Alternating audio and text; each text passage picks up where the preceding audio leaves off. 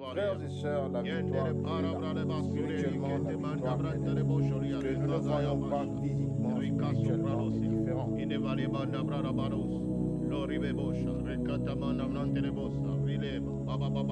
J'ai eu à regarder ces quelques jours un peu sur le net.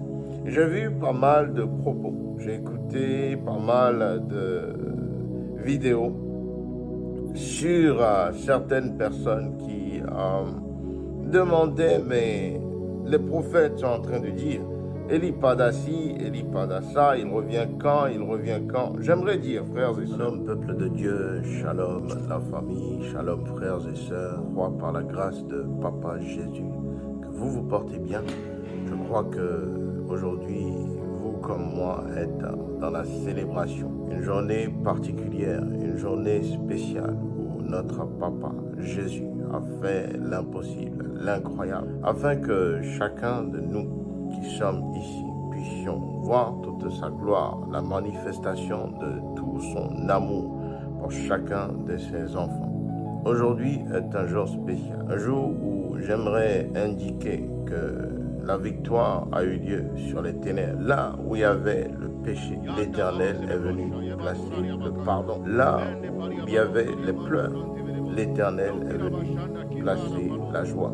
J'aimerais rappeler en ce jour particulier, en ce jour spécial, à chacun de vous, chers frères et sœurs, que le Dieu que nous servons est un Dieu véritable, est un Dieu qui a vaincu même la mort, est un Dieu qui se soucie de ses enfants, est un Dieu qui connaît le pardon. J'aimerais rappeler à quelqu'un qui se tourmente dans le péché, quelqu'un qui a du mal à se débarrasser de son péché, que l'Éternel des armées a vaincu cela pour toi et que la seule façon pour pouvoir sortir de ton mal est de croire en la capacité de celui qui t'a créé de pouvoir te restaurer. Je voudrais rappeler à vous tous que notre Papa Jésus est bien plus vivant et opérationnel, que notre Papa Jésus œuvre jour et nuit afin que ses enfants puissent connaître non pas seulement sa gloire, mais connaître sa paix,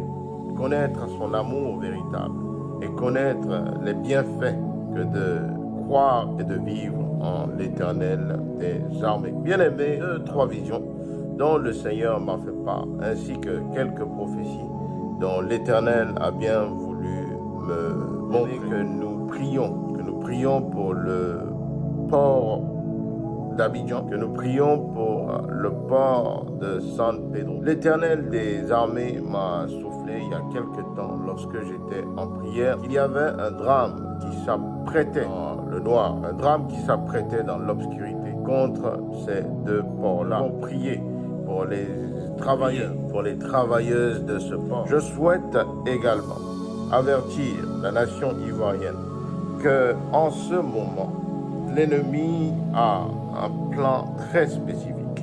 L'ennemi cherche à apporter la souffrance.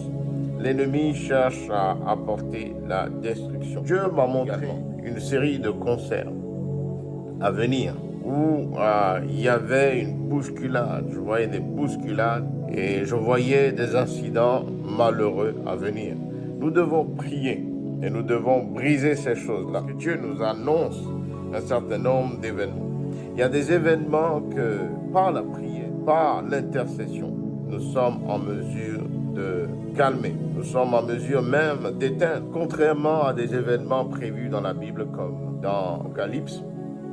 Ces événements sur la fin du monde ne sont pas changeables, on ne peut pas les changer. Mais des drames dont le Seigneur nous fait part en tant que sentinelle, ce sont des choses que nous avons, d'une part ou d'une autre, l'autorité de pouvoir calmer, de pouvoir détruire, et ce, seulement par la prière. Alors, j'invite chaque frère, j'invite chaque sœur à davantage se mettre dans la prière, à davantage intercéder les uns pour les autres. Une autre vision dont l'Éternel m'a fait part concerne l'homme de Dieu, le prophète Eli Pada. J'ai eu à regarder ces quelques jours un peu sur le net. J'ai vu pas mal de propos, écouté pas mal de vidéos sur certaines personnes qui demandais, mais les prophètes sont en train de dire, Élie pada ci, Élie pada ça, il revient quand, il revient quand. J'aimerais dire, frères et sœurs, que le plan de l'Éternel n'est pas le plan de l'homme. Le prophète Élie pada, il est dans la phase de sortie. C'est indéniable. Élie pada, il est dans la phase de sortie. Élie pada n'est pas en prison, comme beaucoup le pensent. Il n'est pas en prison. La réalité, la vision que l'Éternel me donne. Élie pada, à la base, devait être enfermé. Mais à cause de la popularité de ce nom, ceux et celles qui étaient concernés ont décidé de ne pas rendre la situation plus complexe. Alors, qu'est-ce qui s'est passé? Ils ont simplement voulu un exil de l'homme de Dieu. Ils ont voulu que l'homme de Dieu puisse s'exiler. 3 pays lui ont été proposés. Il tient tellement à son ministère et à la nation ivoirienne, au peuple ivoirien, qu'il a décliné. Il a décliné ces 3 pays-là d'exil. Le prophète se trouve en Côte d'Ivoire, mais il n'est pas en prison.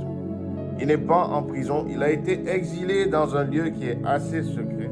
Le Seigneur ne m'a pas montré d'avocat. Le Seigneur ne m'a pas montré et ne m'a en fait jamais montré une prison en tant que telle. Vous savez, interpréter les choses de Dieu vient avec un certain don, vient avec un certain ministère.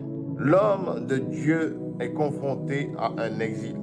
Un exil dans lequel il se trouve toujours, quand bien même il est dans son pays. Et le Seigneur m'a montré que le prophète, il était tellement accroché au drapeau de la Côte d'Ivoire. Mais le Seigneur va faire grâce. Le Seigneur va faire grâce. L'image de Moïse qui traversait avec le peuple d'Israël après être sorti d'Égypte la mer. J'ai vu le prophète Élie pada traverser une mer qui était gigantesque. Et il marchait au milieu de cette mer. Qu'est-ce que cela veut dire? Que la phase dans laquelle il se trouve, c'est pour retrouver quelque chose qui lui a été promise.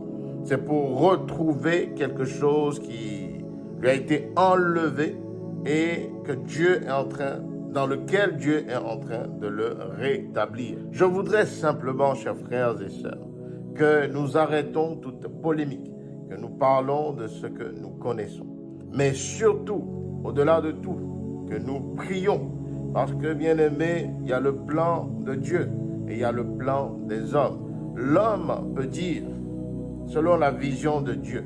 Mais si l'homme n'ajoute pas la prière pour pouvoir maintenir cette vision que l'Éternel a établie, alors, frères et sœurs, nous allons jurer. Nous avons beau crier Élie pada, nous avons beau pleurer Élie pada, les choses n'avanceront pas. Mais j'ai une promesse de l'Éternel, bien-aimé, et un signe dont l'Éternel m'a fait part. Je t'ai couché sur mon lit il y a quelques jours, et l'Éternel m'envoya dans une vision. Dans cette vision, j'ai vu